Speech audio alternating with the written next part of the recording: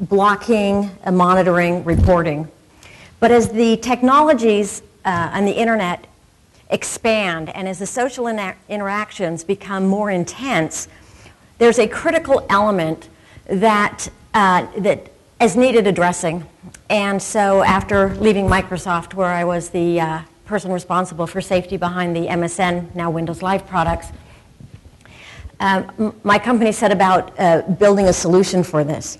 And it's about your reputation. Your reputation matters. It matters not just to you, but it matters to everyone that you interact with, and it matters to the companies that you interact with. If you're a company and you have a new person come to your site, you don't know. You don't know if you want to welcome them with open arms. You don't know if you hope that they will pass you by and never darken your doorstep. You simply don't know. Now, I am a privacy freak. And that's an important point because I want you to know as we go through this that at no time do we ever know who the individuals are as we go through this. But imagine if you're a business, and I'll talk about the consumer angle just after, but imagine if you're a business that when people register on your service, that you know what the character is of the people that are trying to register. That you know in advance as they're setting themselves up if they're a desirable person that you want to reward and encourage, if it's someone who perhaps needs to have a little bit more moderation, or if it's someone who should actually have a restricted experience. If you knew those things about them, would your process change? Would you have the opportunity to reward people and encourage those? Would you encourage those that had a somewhat tarnished reputation to clean up their act? Would you think about how do you do your moderation? Moderation is an extraordinarily expensive cost for companies, and so you find that one of a few choices happen. They either say moderation's too expensive, we're going to have the users moderate it and hope for the best, or they use some level of automation and use moderators, or they try to moderate everything, which is just utterly cost prohibitive. But if you have a site and you want to maintain a quality of a site, then how do you do that without moderation? So what Reputation Share does is it shares like a credit bureau would share, like eBay does within its internal site, but it now shares it with participating services across the board.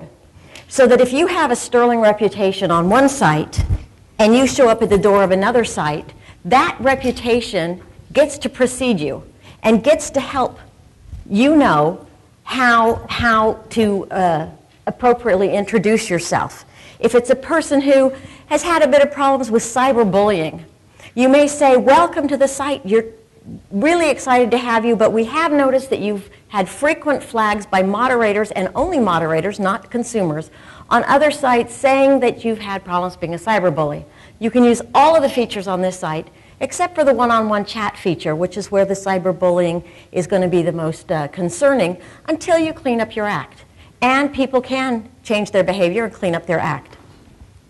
Now, if you're a parent, are you going to trust a service that is monitoring that is saying, I don't have to moderate 100% of my users. The ones with a sterling reputation, I can be fairly confident are going to continue to behave well. The ones I need to watch are the ones who don't yet have a reputation or who perhaps have done some things to make that reputation more negative. Oops. And as a consumer, what if you can choose the types of people you interact with? What if on a dating site you can say, not only I'm looking for a gal between this age and that age in this area and with these attributes, but you can also say, and who has never been flagged for cyber stalking, because I really don't want to date someone who's got a reputation for cyber stalking. What if you're a parent who's now at a point that you say, I don't want to restrict who my kid interacts with. My kid can interact with anyone. Who the person is, I don't care about. How they behave, I do care about. My kid can interact with people who have a great reputation, who have never been flagged for cyberbullying in the last 6 months or year or whatever it is you choose to set, that have never been flagged for financial fraud or whatever. Now, as a consumer, you have the full right to see your reputation. You have the right to see what anyone has put out there about you, And again, it's only what the moderators have. And like a credit bureau, you can contest it if you think that the score or the rating that you were given is unjust. Now, we've noticed that people who get positive ratings rarely complain. In fact, we haven't yet had one complain that they were given a favorable rating. If you believe that it was done in error, you go and contest the way you always have. And we give you a ticket number and exactly what happened and what date so that you can go back and have that discussion. If the company chooses to change it and does believe the situation warrants a change, that gets rolled into our service and updated. So you have full transparency. We never, ever know who you are. To me, you are a long string of numbers. If someone was to hack our system, they would see a long string of numbers by the millions and then attributes next to them. So that's reputation share. And by knowing the reputation, we can encourage that positive behavior that really rewards people who are doing the right things and encourages those who are perhaps not doing the right things to think twice about that behavior and how they interact and are socially responsible online. That's the one piece. Another hat that I wear is with the foundation that we have, the Look Both Ways Foundation. And we are in the process of building, and we'll have several elements ready for the middle school grades, a full K through 12 curriculum that's called Skills for Life Online.